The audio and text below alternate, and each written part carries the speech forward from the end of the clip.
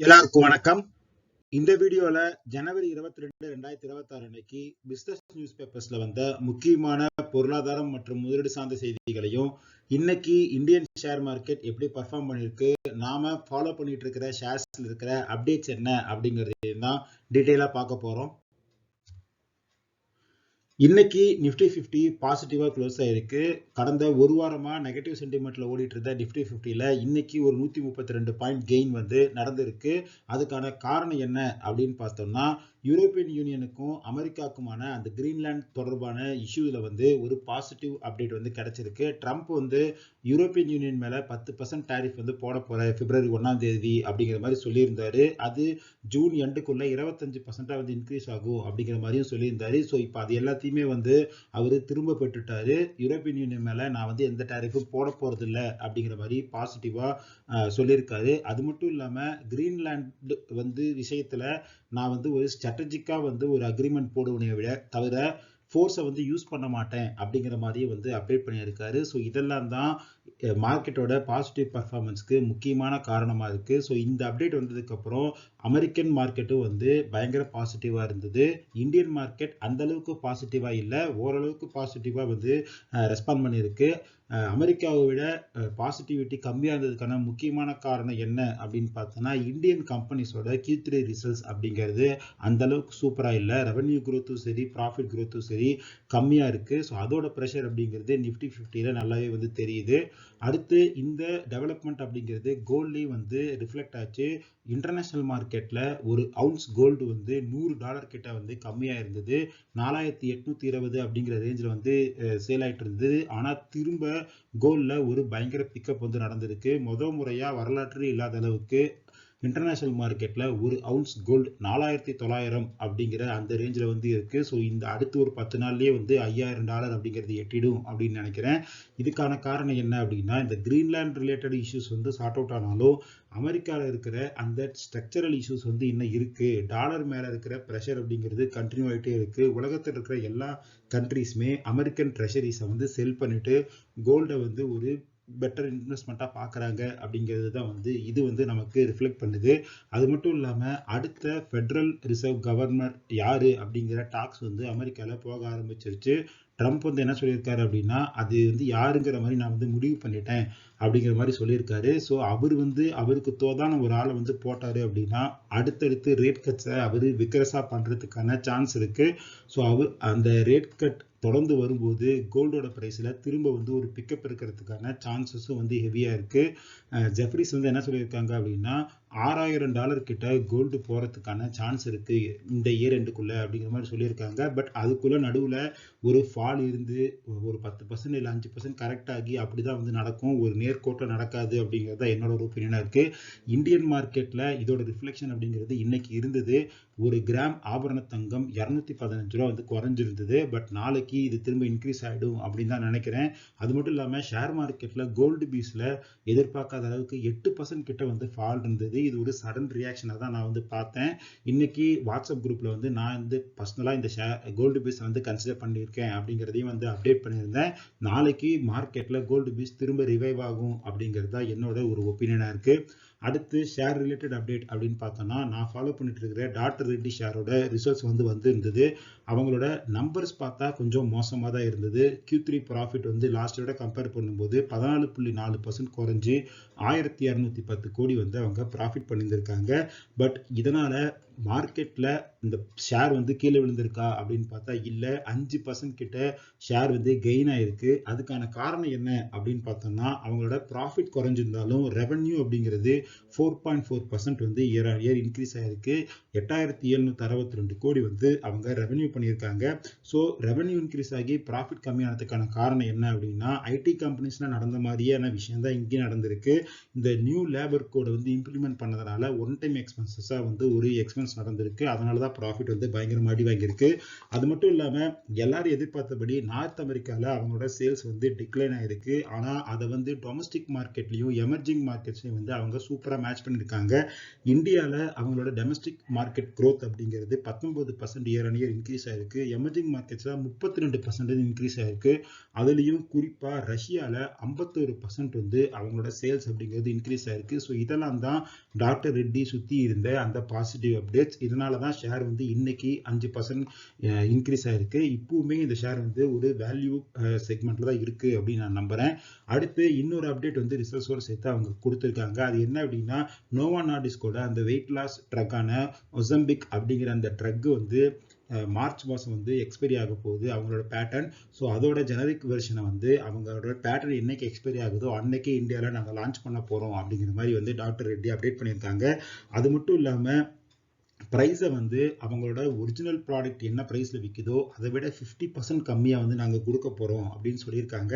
3600 ரூபாய் அப்படிங்கிற ரேஞ்சில் வந்து இதை நாங்கள் சேல் பண்ண போகிறோம் அப்படின்னு அப்டேட் பண்ணியிருக்காங்க. ஸோ இதெல்லாம் தான் டாக்டர் ரெட்டியோட இன்னைக்கான பாசிட்டிவ் பர்ஃபார்மன்ஸ்க்கான காரணங்களாக இருக்குது. அடுத்து நான் ஃபாலோ பண்ணுற இன்னொரு ஷேரான ஜைடஸ் லைஃப் சயின்சஸ். இந்த ஷேரை பற்றி நம்ம முன்னாடி வீடியோஸ்லேயே பேசியிருக்கோம்.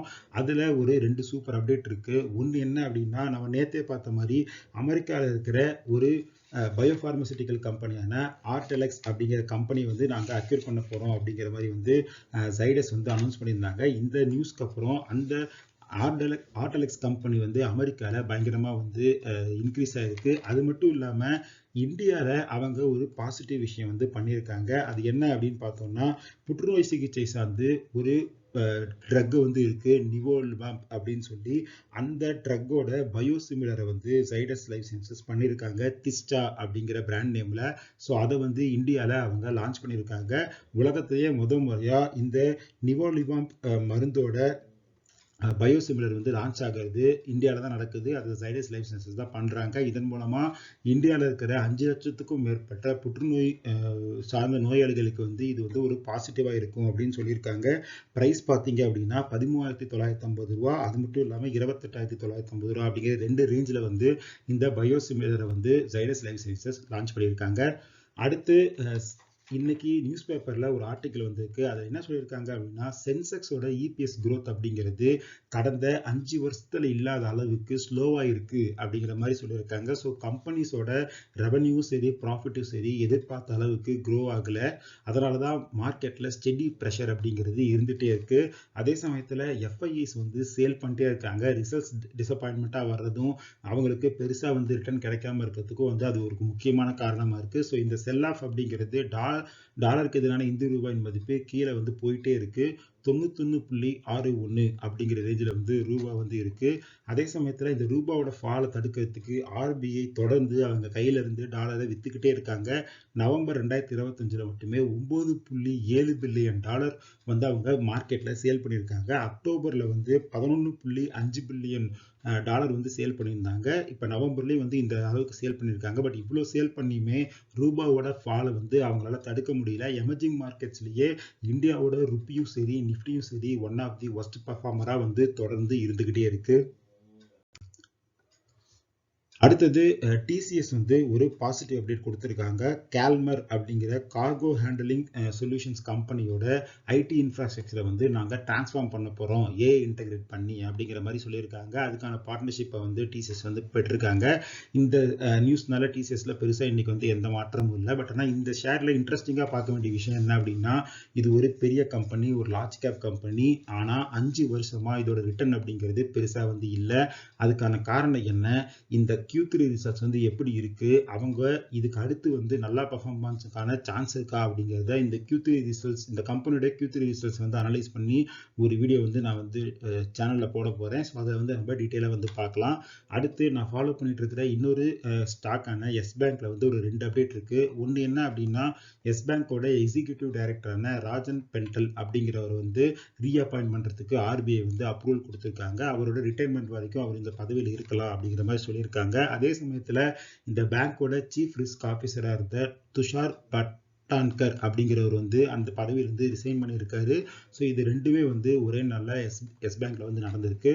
அடுத்து விப்ரோ வந்து அமெரிக்கால ஒரு புது சப்சிடரி வந்து இன்கார்பரேட் பண்ணியிருக்கோம் அப்படிங்கிற மாதிரி வந்து அப்டேட் பண்ணியிருக்காங்க. ஸோ இது விப்ரோக்கு ஒரு பாசிட்டிவ் நியூஸாக நான் வந்து பார்க்குறேன்.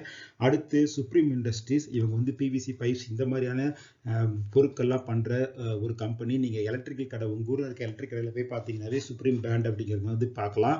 போன வருஷம் ஃபுல்லாக இந்த ஷேர் வந்து நல்லாவே பர்ஃபார்ம் பண்ணியிருந்தது. 6000 ரூபாய் வரைக்கும் ஒரு பாயிண்ட்ல போயிட்டு அங்கேருந்து தொடர்ந்து ஒரு ஃபால் வந்து இருந்தது.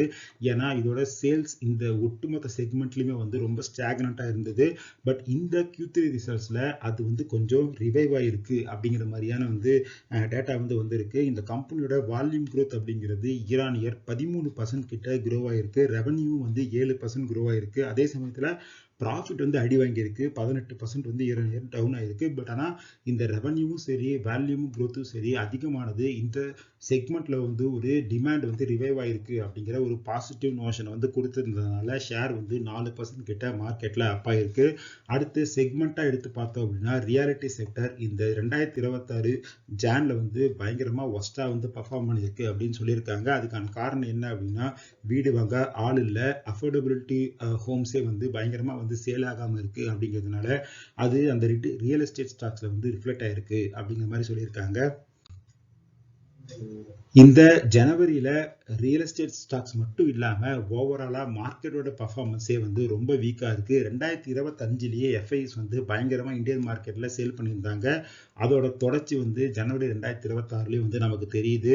ஜனவரி 2026ல மட்டுமே எஃப்ஐஸ் வந்து $3 பில்லியன் இந்தியன் மார்க்கெட்ல வித்திருக்காங்க. அது போன 5 மாசத்தை விட அதிகமான சேல் அப்படிங்கிறது வந்து ஒரு ஒரியிங் சைன் தான். அது மட்டும் இல்லாம இதோட ரிஃப்ளெக்ஷன் அப்படிங்கிறது நிஃப்டியோட பர்ஃபார்மன்ஸ்லயும் இருக்கு. ஜனவரி 2026ல இப்ப வரைக்கும் நிஃப்டி 3% கிட்ட டவுன் ஆயிருக்கு.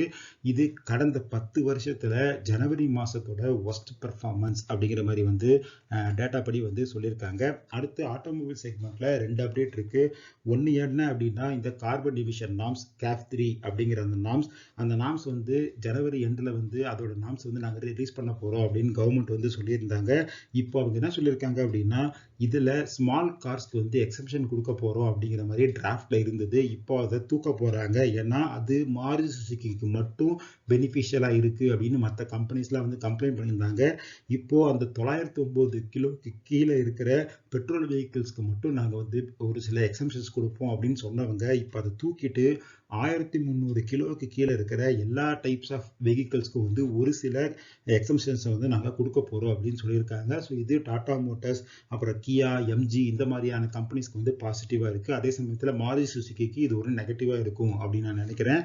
அடுத்து ஸ்கோடா இந்தியா அவங்க வந்து அவங்களோட ஆல்ரெடி இருக்கிற குஷக் மாடலை வந்து அப்லிஃப்ட் பண்ணி மார்க்கெட்ல லான்ச் பண்ண போறோம் அப்படிங்கிற மாதிரி சொல்லியிருக்காங்க. இதோட புக்கிங் வந்து ஸ்டார்ட் ஆயிருக்கு.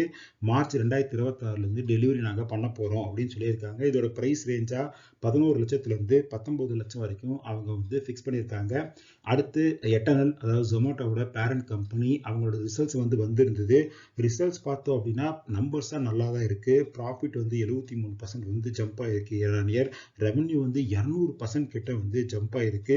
பட் ஆனா PE 1400 இருக்கு. இது பயங்கரமான ஒரு ஓவர் வேல்யூட் கம்பெனி. இந்த கம்பெனி பக்கம் நான் போகவே மாட்டேன்.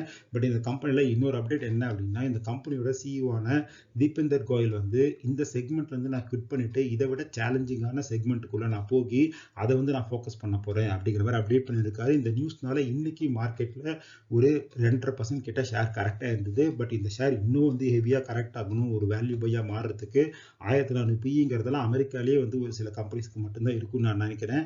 இந்தியாவில் இந்த பிஸ்னஸ் மாடல் அந்த அளவுக்கு சக்சஸ் ஆகாத ஒரு செக்மெண்ட்ல 1400 PE அப்படிங்கிறது ரொம்ப ஹைலி ஓவர் வேல்யூட் அப்படிங்கிறத என்னோட ஒரு ஒப்பீனியனா இருக்கு.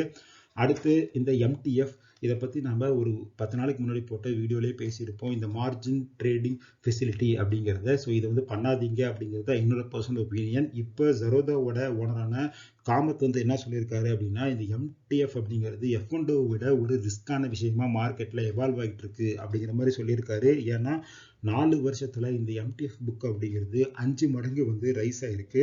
ஸோ இதுல 1300 ஷேர்ஸ் வந்து MTFல வந்து அப்ரூவ் பண்ணப்பட்டிருக்கு. நீங்க 20% பணம் போட்டா போதும், மீதியை வந்து உங்களோட புரோக்கர் கிட்ட கடன் வாங்கி வந்து நீங்க வந்து பை பண்ணி MTF மூலமா வந்து ட்ரேட் பண்ணலாம். அது மட்டும் இல்லாம மாச கணக்குல வருஷ கணக்குல வந்து அப்படி வாங்கின ஷேர்ஸ் வந்து வச்சிருக்கலாம் அப்படிங்கிறதுனால இது வந்து ஒரு பெரிய எக்ஸ்பான்ஷன் வந்து பார்த்துட்டு இருக்கு. பட் ஆனால் மார்க்கெட்ல எப்போ டீப் கரெக்ஷன் வருதோ அப்போ லிக்விடிட்டி கிரன்ச் வந்து எல்லாருமே வந்து அதை சேல் பண்ண வேண்டிய மார்ஜின் கால்ஸ் வந்து எடுப்பாங்க. அப்படிங்கிறப்ப மார்க்கெட்ல அதோட அஃபெக்ட் அப்படிங்கிறது பயங்கரமா இருக்கும் அப்படிங்கிற மாதிரி ஜெரோதாவோட ஓனரே வந்து சொல்லியிருக்காரு. ஸோ இதனால எஃப்எண்டோட எப்படி வந்து பண்றது அப்படிங்கிறது முட்டாள்தனமோ அதே மாதிரி தான் ரீட்டைல் இன்வெஸ்டர்ஸ்க்கு எம்டிஎஃப் மூலமா வந்து இன்வெஸ்ட் பண்றது அப்படிங்கிறது தான் வந்து என்னோட கருத்தா இருக்கு.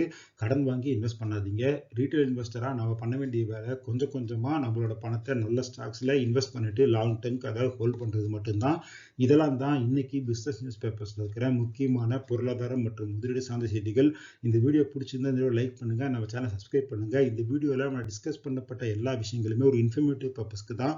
நீங்க இன்வெஸ்ட் பண்றதுக்கு முன்னாடி பர்சனலா ரிசர்ச் பண்ணுங்க, ஒரு செபி சர்டிஃபிகேட் செக் பண்ணிட்டு அதுக்கப்புறம் இன்வெஸ்ட் பண்ணுங்க. இதே மாதிரி இன்னொரு வீடியோ உங்களை மீட் பண்றேன். அது வரைக்கும் நன்றி, வணக்கம்.